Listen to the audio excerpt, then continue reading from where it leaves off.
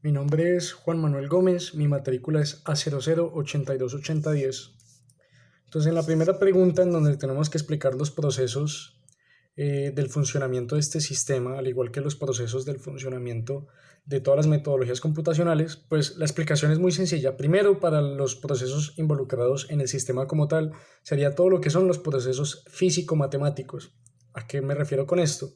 Lo que viene siendo la cinemática vectorial, el tiro parabólico y todas estas fórmulas que tenemos que utilizar para poder despejar y encontrar los valores que nos está pidiendo el problema. Entonces, primero, ¿qué necesitamos? Utilizar funciones trigonométricas para encontrar las componentes en x y en y de la velocidad. Segundo, necesitamos ya con estos valores reemplazarlo en una de las fórmulas de cinemática para encontrar el tiempo de trayectoria, y ya con ese tiempo vamos a utilizarlo en otra de las fórmulas de cinemática para poder encontrar lo que viene siendo la distancia recorrida. Esta distancia recorrida puede ser tanto en x como en y, ya que encontramos estas dos componentes. Eso viene siendo por el lado físico-matemático. Ahora bien, ¿qué sucede en el lado computacional?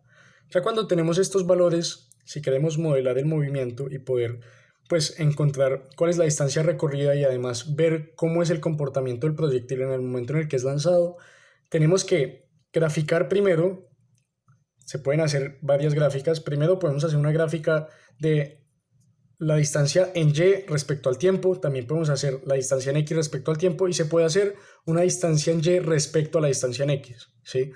Y pues también podemos utilizar pues lo que viene siendo este lenguaje de programación que es MATLAB, o pues este mecanismo computacional, para pues despejar todas estas variables y que nos haga todos esos procesos matemáticos. Ahora, la segunda pregunta es ¿qué metodología o cómo solucionaría este problema utilizando la metodología computacional? Bueno, primero utilizaría el lenguaje de programación MATLAB, y utilizando este lenguaje seguiría los siguientes pasos. Primero, la asignación de las variables, ¿sí? O pues de los valores que se van a utilizar en las fórmulas, ¿sí? Entonces lo que viene siendo la velocidad inicial, lo que viene siendo pues el peso del objeto, que realmente no es que sea tan relevante, pero también pues es importante tenerlo ahí por si acaso en algún momento se llega a necesitar, la altura en la que está situado el cañón, y también el ángulo de inclinación en el que es disparado el proyectil. Ya con esta información podemos empezar a aplicar las fórmulas escribiéndolas en el programa para que podamos encontrar pues los valores que necesitamos para poder encontrar la distancia total. Entonces, ya con estas fórmulas encontramos el tiempo. ¿Qué vamos a hacer con el tiempo? El tiempo lo que va a hacer es el límite de nuestra matriz. ¿Por qué una matriz? Si nosotros vamos a modelar gráficamente, necesitamos tomar varios valores, por eso vamos a usar una matriz. Y que el límite de esa matriz va a ser el tiempo máximo en el que se demora el desplazamiento del proyectil.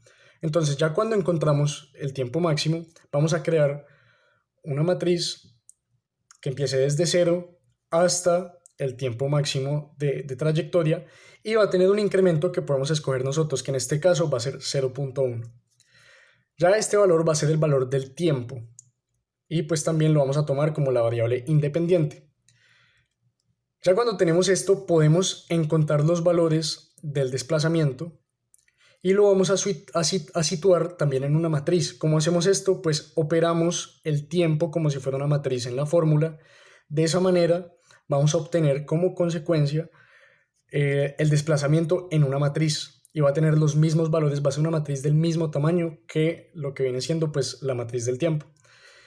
Y ahora lo único que nos falta es plotear. Necesitamos utilizar la función predeterminada de MATLAB, que es plot, con pues los siguientes ejes, que pues sería el eje X o la variable independiente, que sería pues el tiempo, y la dependiente, que sería pues la fórmula que depende del tiempo en el eje Y. Además, podemos usar un subplot para graficar en varias secciones lo que viene siendo la distancia en Y respecto al tiempo, la distancia en X respecto al tiempo, y por último la distancia en Y respecto a la distancia en X. Esto en diferentes subplots. Y por último, si queremos añadirle un toque especial, podemos hacer una animación utilizando la función comet. Ahora, por último, ¿qué mejoras se le puede hacer a este sistema? Bueno, primero, es muy importante tomar en cuenta lo que viene siendo diferentes valores. ¿A qué me refiero con esto? Se puede utilizar este proceso computacional como como un simulador. Entonces, pues en ese entonces, en el siglo XVII, que es en donde está basado el problema, si las personas que pues están usando este cañón pudieran predecir cuál va a ser la distancia del proyectil de acuerdo a la diferencia en el ángulo o en la velocidad inicial, pues podrían llegar a una mejor conclusión y hacerle mejorías al cañón para que pues verdaderamente pueda tener una distancia muy superior. ¿Y cómo se realiza esto? Bueno, muy sencillo. En el programa le podemos pedir a los usuarios que ingresen ellos mismos sus valores. Y por último, también le añadiría lo que es la resistencia del aire para que sea una simulación mucho más real y que se aplique pues a lo que es verdaderamente el mundo real y que de una simulación o una aproximación de lo que es esta distancia mucho más certera.